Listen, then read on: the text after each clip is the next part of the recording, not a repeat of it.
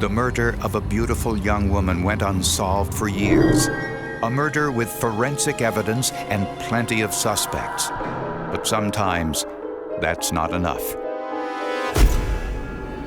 It took the victim's 9-year-old child, notations in a diary, and forensic psychology to determine which forensic evidence was important and which to ignore.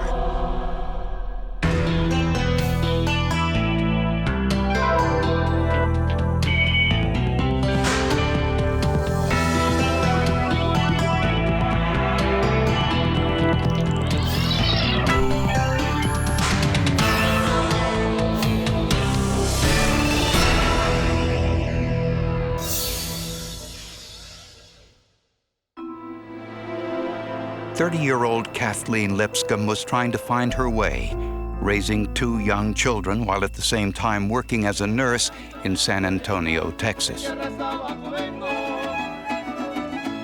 She was a very caring person. She loved her family.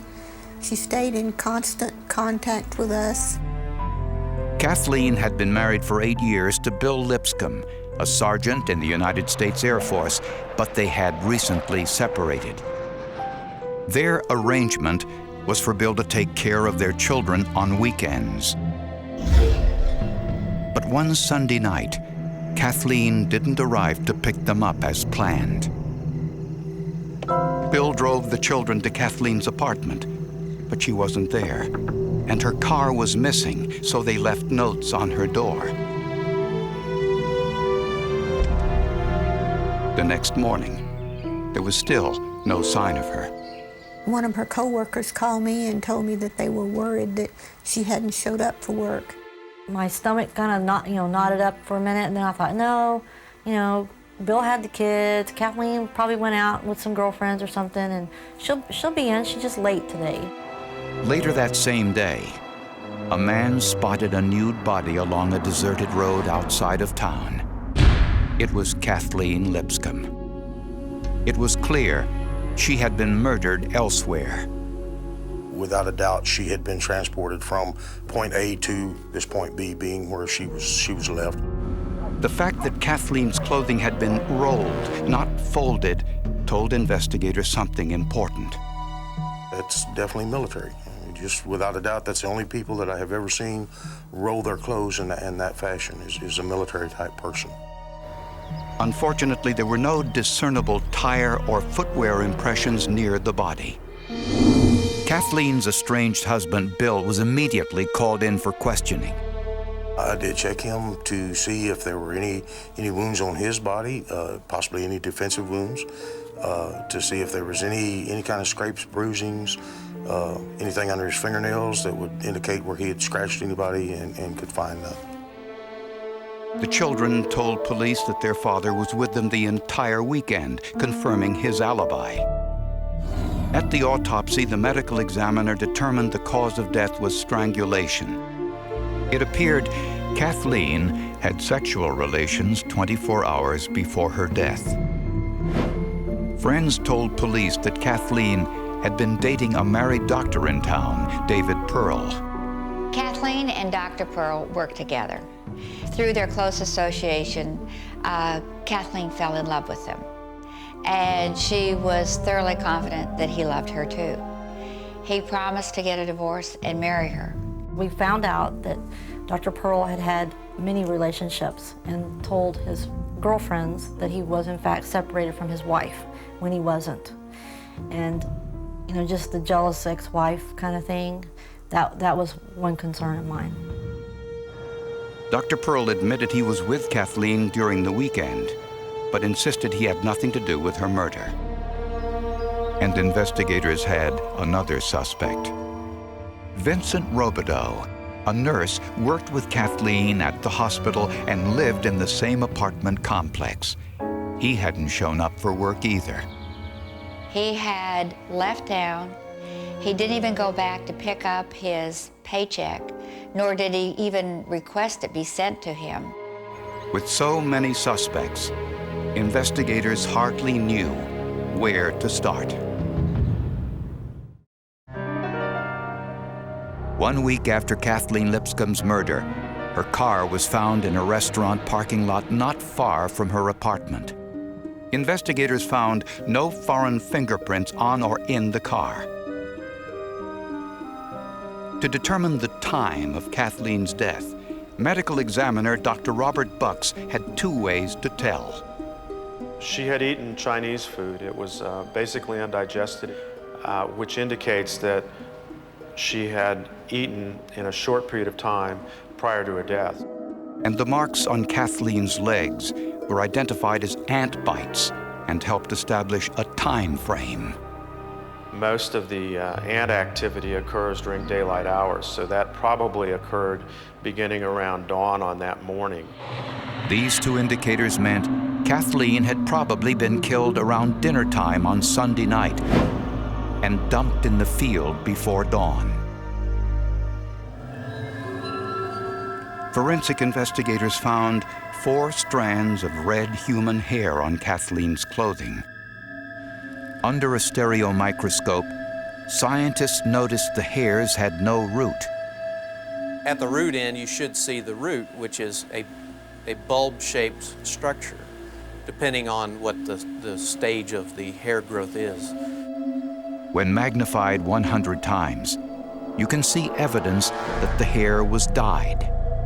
Many times you will see an actual demarcation line between the original color of the hair at the root end to the dyed color of the hair towards the tip end of the hair. All 4 hairs showed the same dye pattern. When compared, the hairs were not similar to Kathleen's estranged husband, Bill, or her boyfriend, Dr. David Pearl. At the time, genetic testing was still years away. The hair was minus its roots. Back in 1986, in the late 80s, the forensic technology was not as advanced as it is today in 2003. So beyond that point, this is as far as we could go. About the only bright spot in the investigation was when investigators located Vincent Robideau, Kathleen's co-worker and neighbor who disappeared the same weekend she was murdered.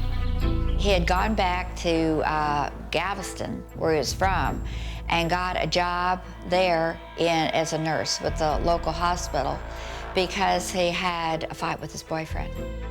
And therefore, he just didn't want anything to do with San Antonio again. Robideau was no longer a suspect. We had hit a point where we didn't feel like we were going to be able to solve it without some big break, and we just did not feel that break would ever come. Then investigators got another tip. Kathleen's neighbor said she saw a suspicious person leaving Kathleen's apartment on the same day her body had been found. The neighbor actually just saw this red-headed lady walk up to the door and then a few minutes later walk away from the door. Was this mysterious woman Kathleens Keller? For 2 long years, investigators searched for Kathleen Lipscomb's killer. Kathleen's family always suspected that her estranged husband, Bill, was somehow involved. Just 7 months before the murder, Bill had increased Kathleen's life insurance to $315,000. The family turned to a private investigator, Tom Bevins, for help. Bevins examined all of the personal items from Kathleen's apartment. In her diary, Bevins found 2 items of interest. The first was an unusual reference. It said, "Baseball tournament. Shannon Gilbert there." When I first came across the name Shannon Gilbert, I didn't know what to make of it. It was obviously a name I had never seen or never heard of. And so my question was, why did Kathleen write it down? Obviously it meant something to her.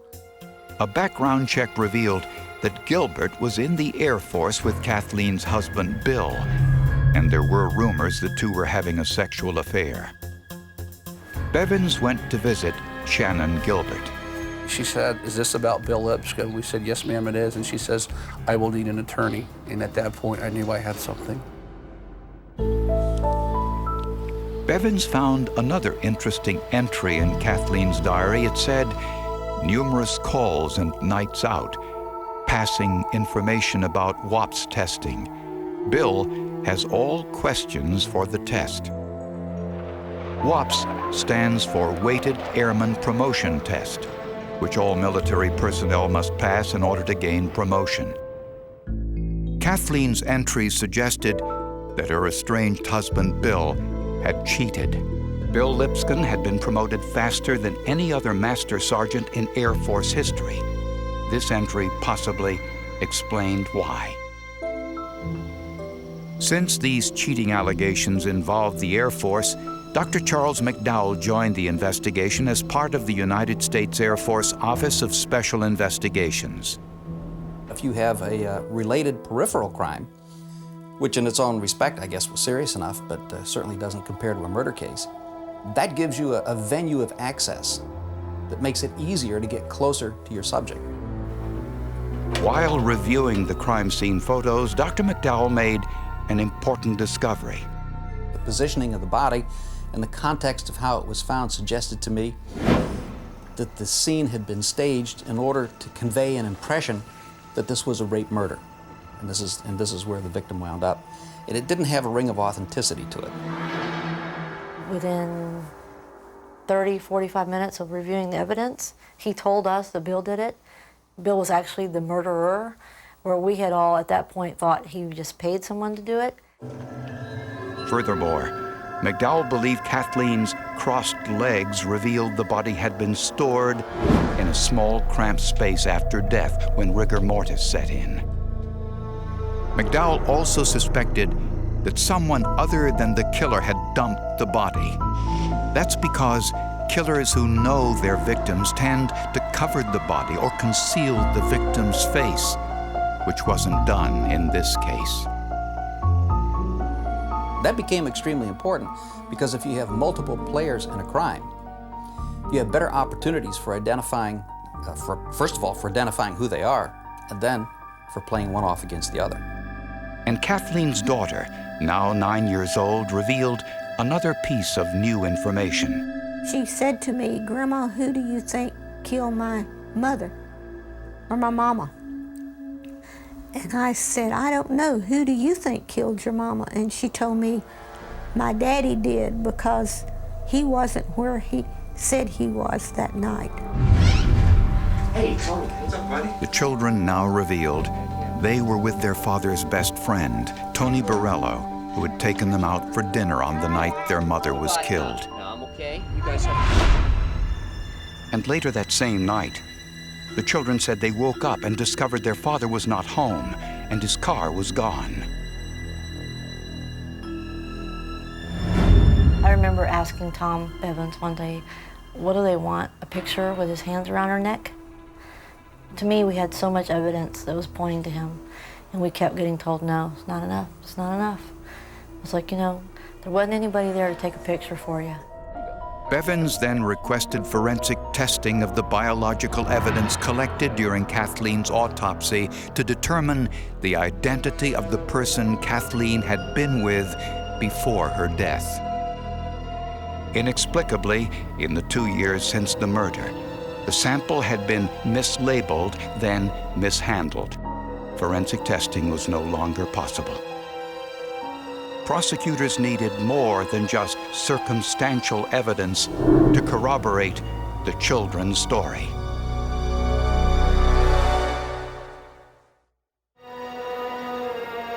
Kathleen Lipscomb's family hired a private investigator to help solve her murder.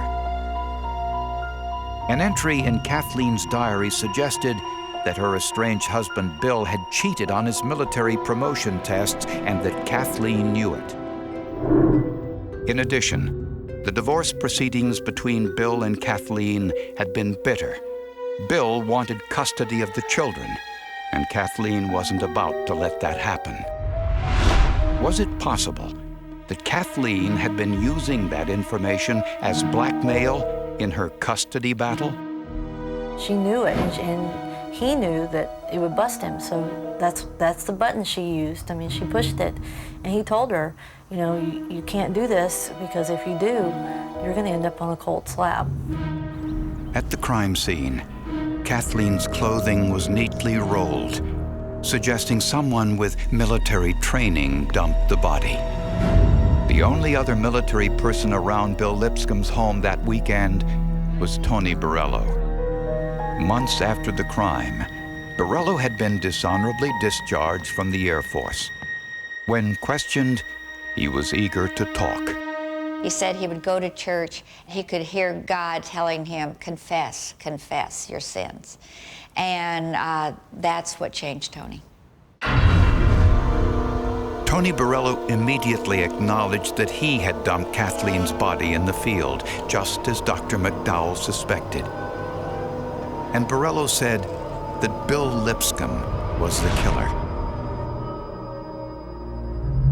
He also confirmed something else, that Kathleen's body was stored in a cedar chest, which explained why her legs were folded when rigor mortis set in.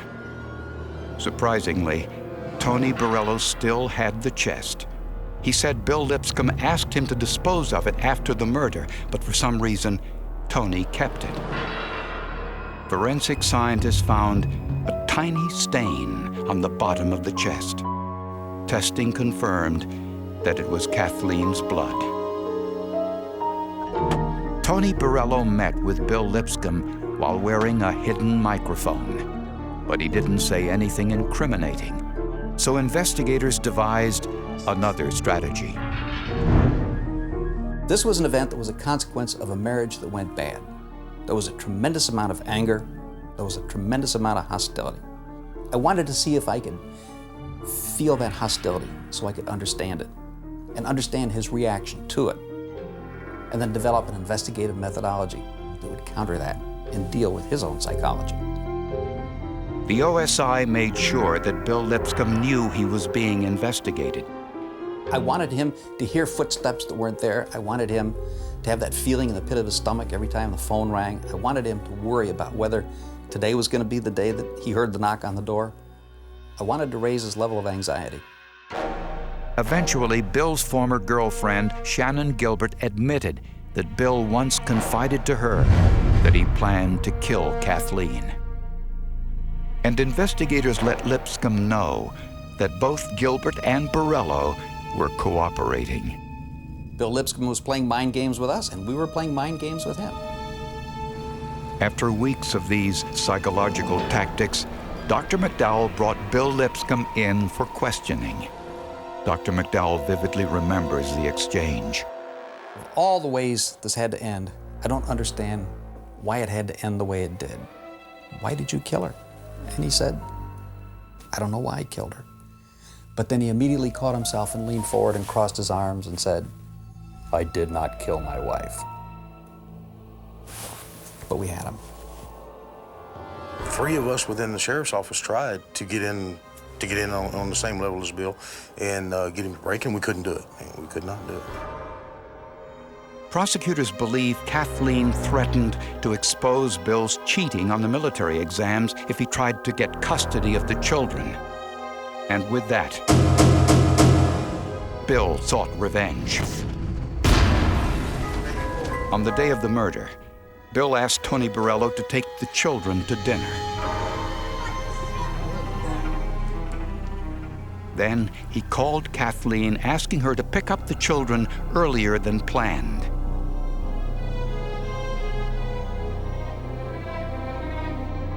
When Kathleen arrived and noticed the children missing, the two argued. Where are the kids? They wanted to go to McDonald's, so we took them to McDonald's. And at some point, Bill strangled her to death. Bill stored the body in a chest until nightfall. Kathleen's blood was found in the chest. Once the children were asleep, Tony Borello dumped Kathleen's body in the field, trying to make it appear to be a sex crime. But the positioning of the body and the fact the body was uncovered revealed the truth that someone other than the killer was involved. But what about the red hairs on Kathleen's clothing? I believe the hairs were planted by Bill Lipscomb or his partner, one of the two, to make it naturally throw us off to go looking for someone else. Investigators later identified the woman who was seen leaving Kathleen's apartment after her murder. She was a co-worker who had gone to check on Kathleen when she didn't show up for work. Bill Lipscomb pled guilty to his wife's murder to avoid the death penalty. He was sentenced to life in prison. In return for his cooperation, Tony Borello avoided prosecution. No charges were brought against Shannon Gilbert, who changed her name and is now in the Federal Witness Protection Program.